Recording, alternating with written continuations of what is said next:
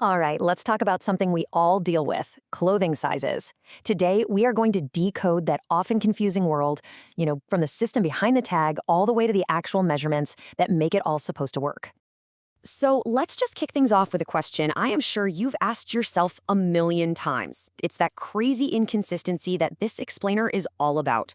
We're going to really unpack why that happens. And to get to the bottom of that inconsistency, we have to start at the very beginning with the foundation, the sizing system itself. So, what is a sizing system really? Well, at its heart, it's a standardized framework.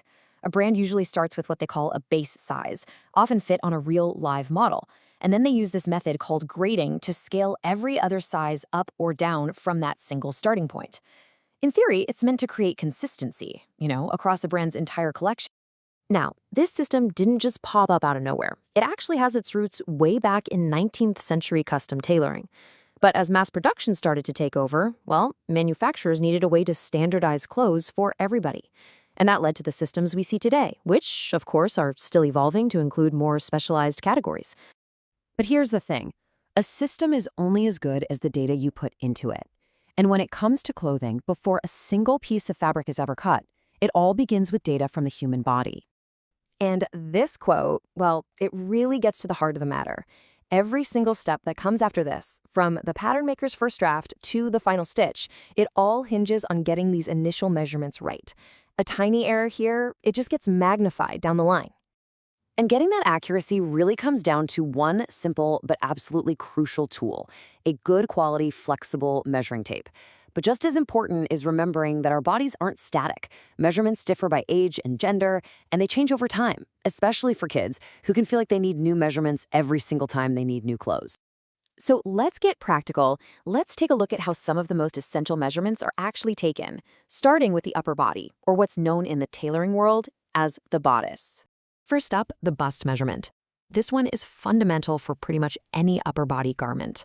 The trick here is to measure around the absolute widest point, and you gotta make sure that tape isn't sagging in the back. You want it snug, sure, but you should be able to slip a finger underneath. Next up is the waist. And here's the key. You have to find your natural waistline, which, let's be honest, is not always where your pants sit. It's the narrowest part of your torso. Here's a cool pro tip. Tailors will sometimes tie a little cord around the waist. It naturally settles right into that narrowest spot, which is essential for getting an accurate reading. Okay, so a sleeve seems pretty simple, right? But getting it right is actually a bit more complex than you'd think. This is a perfect example of how a measurement is broken down into two parts to get a much, much better fit. See, you start by bending the arm just slightly. This first step is critical. Then, as you can see, the measurement is taken in two parts, from the shoulder down to the elbow, and then from the elbow down to the wrist. This whole process accounts for the natural movement of your arm, and it makes sure the sleeve won't ride up every time you bend your elbow. That same principle, that need for precision, it applies just the same as we move down to the lower body, which forms the blueprint for everything from skirts to a great pair of trousers. For any kind of pants or skirts, the hip measurement is absolutely critical. And just like the bust, it's all about finding that widest point. That ensures the garment can be pulled on and will sit correctly. And for most people, this is going to be about 7 inches down from your natural waist. The inseam is all about length. It determines how long the pant leg is from the inside, running from the highest point of your inner thigh all the way down to your ankle. This is a huge factor for getting that clean, tailored silhouette. Now, here's a measurement you might not have heard of, but trust me, it's so important for comfort. Crotch depth. It's also known as the rise of a pant. It basically makes sure you have enough room when you're sitting down, and it's super easy to measure. You just sit on a hard, flat surface and measure from your waist right down to that surface. So, okay, we've gone from these big, abstract ideas about sizing systems all the way down to the nitty-gritty of measuring tapes. But why does any of this matter when you're just trying to buy a pair of jeans? Well, it matters because every single garment in your closet started its life this way.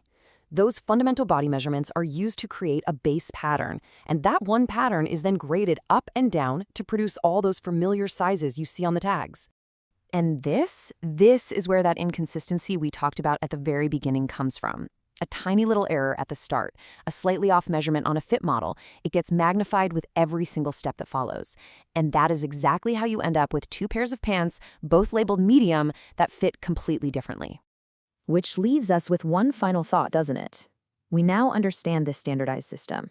But how well can any system that's built on averages and proportions truly understand the billions of unique bodies it's supposed to fit? That, right there, remains the central challenge of the fashion industry. And now, you understand it from the inside out.